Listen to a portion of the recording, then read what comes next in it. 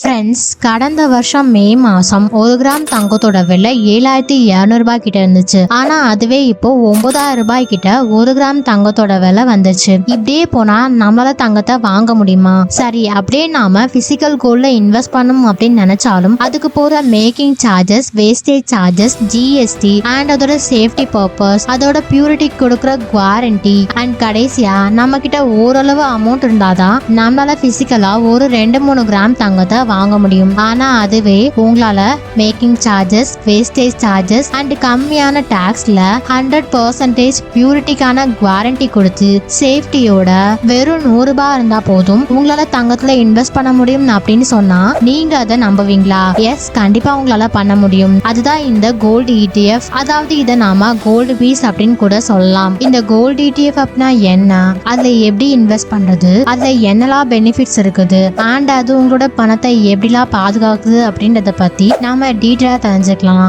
Before that, இது wealth tax, finance சம்பந்தமான எல்லா விஷயங்களும் நீங்க தெரிஞ்சுக்கலாம். மறக்காம சப்ஸ்கிரைப் பண்ணி வச்சுக்கோங்க. நீங்க இதுவரை கோல்டு ETFல இன்வெஸ்ட் பண்ணிருக்கீங்களா இல்லையா அப்படின்றதையும் கமெண்ட்ல ஷேர் பண்ணுங்க. சோ கோல்டு பீஸ் அப்படின்னா என்ன?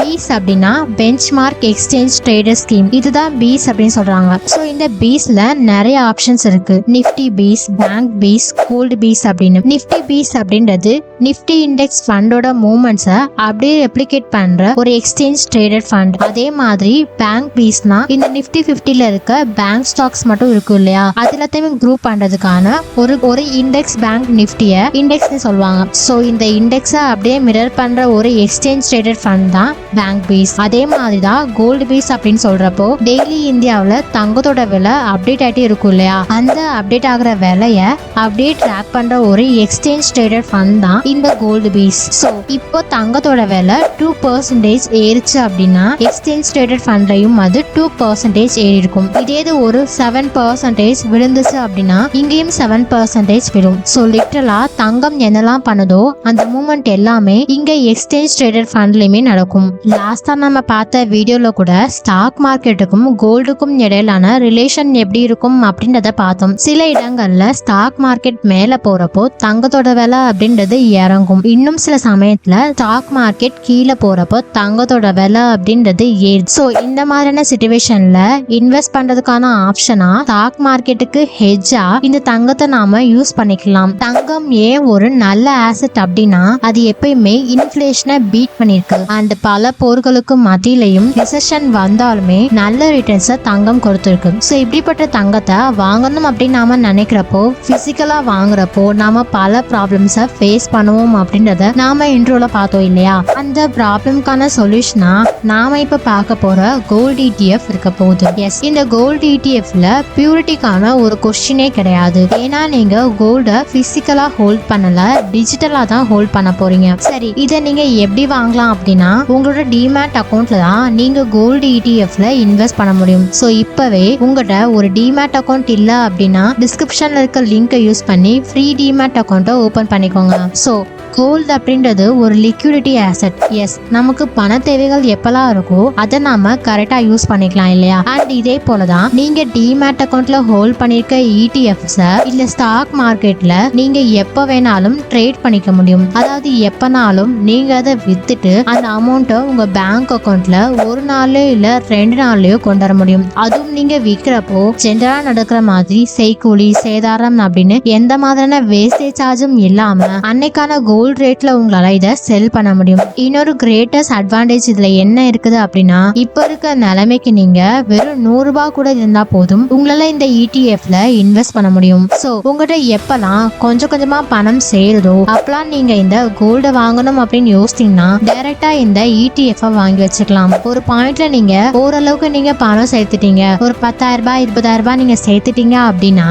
அன்னைக்கே நீங்க டிஜிட்டலா ஹோல்ட் பண்ணிருக்க இந்த ETF வித்துட்டு தங்கம் வாங்கணும் அப்படின்னு உங்களுக்கு தோணுச்சுன்னா அதை அப்படியே நீங்க வாங்கிக்கலாம். உங்களுக்கு பியூரிட்டி, செய்கூலி, சேதாரம், உருக்கி குறைக்கிற காசு அப்படின்னு எதுவுமே போயிடாது. தங்கத்திலேயே நீங்க சேர்த்துட்டு வரீங்க. கடைசியில அந்த தங்கத்தை டிஜிட்டல் ஃபார்ம்ல இருந்து வித்துட்டு பிசிக்கல் ஃபார்ம்ல நீங்க வேணும்னா கன்வெர்ட் பண்ணிக்கலாம். ஸ்டாக் மார்க்கெட்ல ஸ்டாக்ஸ் லிஸ்ட் ஆகுற மாதிரி தான் இந்த கோல்டு ETFலயுமே நிறைய கம்பெனிஸ் லிஸ்ட் பண்ணிருப்பாங்க. So for example Nippon, ICICI, Kotak, SBI அப்படின்னு நிறைய கம்பெனிஸ் அவங்களுக்குன்னு தனித்தனியா கோல்டு ETF ஹோல்ட் பண்ணி வச்சிருப்பாங்க. ஸோ அடுத்ததா நீங்க ஒரு பெஸ்ட் ETFல தான் இன்வெஸ்ட் பண்ணிருக்கீங்க அப்படின்றத சொல்றதுக்கான ஒரு கிரைட்டீரியா தான் இந்த ட்ராக்கிங் எரர். எஸ், கோல்டோட பிரைஸ் ஏறுறப்போ இந்த ETF-ஓட பிரைஸும் ஏறும்.